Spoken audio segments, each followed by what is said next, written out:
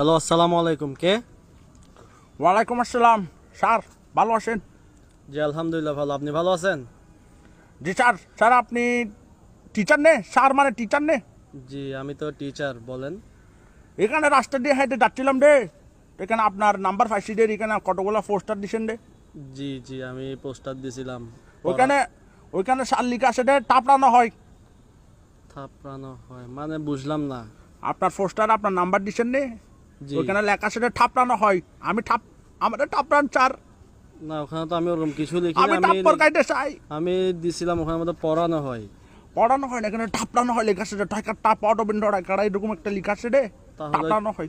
ওটা কেউ তাহলে লিখে দিছে আর কি, ওটা তো আমি বলতে পারবো না। এখন ওটা আমি তো- লিখে দিচ্ছে রে বলতে আমি লিখছি রে, আমি মিস্টার কাশিমের আমি লিখছি রে, ঠাপড়ানো হয়।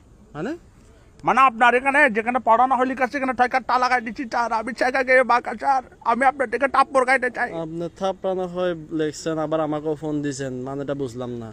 এ স্যার আমি আপনাকে বলি, আমি স্যার চাকা গিয়ে বাঁকা। আপনি শিক্ষক নে? আপনি তো শিক্ষক। উমা, জি আমি তো শিক্ষক, বুঝলাম। আপনি এখন তো আপনি শিক্ষক মানুষ, আপনি আমাকে শিক্ষা দেন স্যার। আমি স্যার টাপ্পর টাপ্পর কেটে চাই স্যার। আমি আমি চাকা তো গিয়ে বাঁকা, পড়াই। আমাকে টাপড়ান।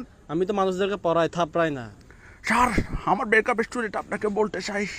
আপনার ব্রেকআপ স্টোরি কেন আমি শুনতে যাবো আজ? না স্যার আপনি শুনেন স্যার, একটা মানুষ কষ্টে আছে স্যার, আপনি টিচার মানুষ, একটু স্টুডেন্ট প্লিজ। আপনি আমার ওখানে লেখছেন থাপড়ানো চাই, আবার বলছেন। লেখছিতে স্যার, অনেক মনের কষ্ট থেকে লেখছিতে স্যার, আমার ব্রেকআপ স্টোরিটা একবার শুনেন। আচ্ছা দেখি, বলেন কি বলতে চাচ্ছেন। স্যার অনেক আগের একটা ঘটনা, অনেক আগের, অনেক মানে অনেক, প্রায় 3-4 দিন আগে ব্রেকআপ, সেটা আমার টকনের কথা। আচ্ছা আচ্ছা বলেন। স্যার একটা মেয়ের সাথে আমার আজকে প্রায় 2 বছর ধরে সম্পর্ক। হ্যাঁ বলেন।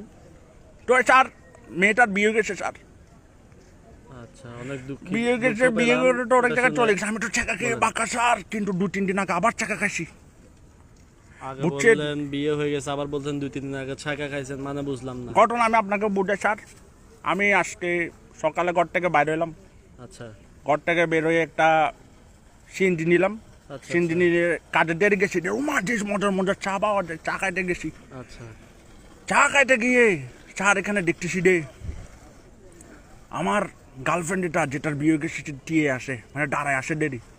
আচ্ছা আচ্ছা তারপর? তো ওরা দেখার পর আমি বলতেছি কেমন আছো তুমি? আচ্ছা ও বলে কি কেমন আর থাকবো, আসি ভালো। আচ্ছা, আমার আচ্ছা, থেকে জিজ্ঞেস করছে, আমিও বলছি আমি ভালো আছি। আচ্ছা তারপর আমি বললাম তোমার জামাইয়ের কি অবস্থা? ও আচ্ছা, বলতেছে আমার জামাইয়ের সাথে তো আমার ডিভোর্স। উমা মান মেলা দুফুটা, বুঝছেন স্যার? আচ্ছা জামাইয়ের সাথে ডিভোর্সটা